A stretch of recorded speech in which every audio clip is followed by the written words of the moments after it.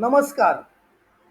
क्रांतिबा महात्मा ज्योतिबा फुले व विश्वरत्न डॉक्टर बाबासाहेब आंबेडकर या गुरु शिष्याच्या जयंतीच्या निमित्ताने सर्व भारतीयांना खूप साऱ्या शुभेच्छा. या दोन्ही महामानवांना अभिवादन करताना तुमच्यासमोर हा व्हिडिओ घेऊन आलेलो आहे. जर तुम्हाला हा व्हिडिओ आवडला तर नक्की शेअर करा. ही गोष्ट तेव्हाची आहे जेव्हा माणसाला माणसाप्रमाणे वागवलं जात नव्हतं. ही गोष्ट तेव्हाची आहे जेव्हा स्त्रियांना जिवंत जाळलं जात होतं.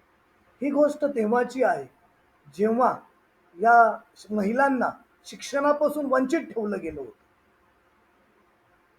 त्याच काळामध्ये एक मसीहा जन्माला आला. त्याचं नाव म्हणजे महात्मा क्रांतिबा ज्योतिबा फुले.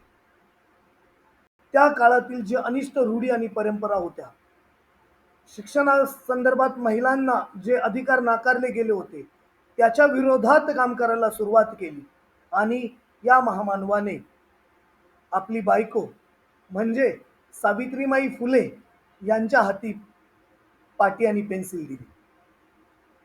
तिला लिहायला शिकवलं, तिला वाचायला शिकवलं आणि तीच सावित्रीमाई या भारत देशातील पहिली महिला शिक्षिका झाली. या दोन्ही दाम्पत्याने मिळून पुण्यातील भेडेवाडा येथे मुलींची भारतातील पहिली शाळा सुरू केली आणि खऱ्या अर्थाने या देशातील महिलांना त्यांच्या स्वप्न पूर्ण करण्यासाठी त्यांच्या पंखामध्ये बळ दिलं. या महामानवाची आठवण करत असताना एक गोष्ट तुम्हाला सांगावीशी वाटते. मध्यरात्रीची वेळ होती.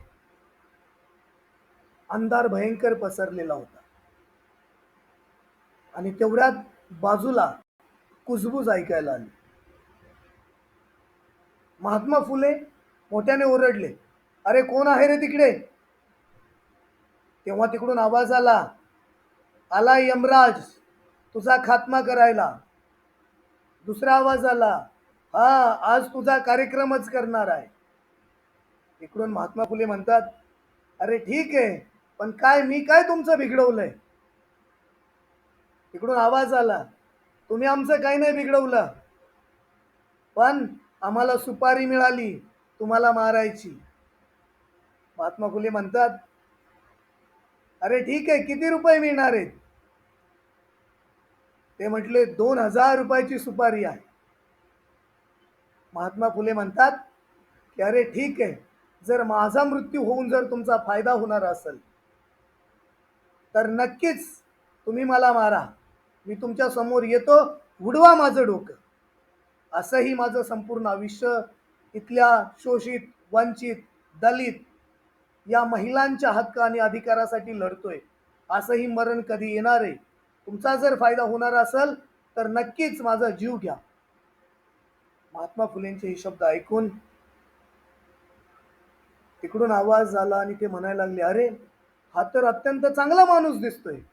आणि त्यांनी महात्मा फुलेंना मारायचा प्लॅन कॅन्सल केला आणि हीच दोन माणसं नंतर महात्मा फुलेंचे सहकारी झाले. त्यातील एक रोडे आणि दुसरे नामदेवराव. आणि म्हणतात ना, म्हणजे ऐकलंय की बुद्धाने जेव्हा अंगुलीमालाचं मत परिवर्तन केलं होतं आणि त्याला धम्मदीक्षा दिली होती, तशीच महात्मा फुलेंच्या विचारांचे त्यांच्या कार्याने प्रभावित होऊन ही दोन्ही माणसं, त्यांना मारायला आलेली माणसं, त्यांचे आयुष्यभर सहकारी राहिले. अशा या मानवतावादी, समतावादी महामानवाला विनम्र अभिवादन करतो. धन्यवाद. जय ज्योती, जय क्रांती, जय भीम, जय संविधान, जय भारत, जय शिवराय, जय हिंद.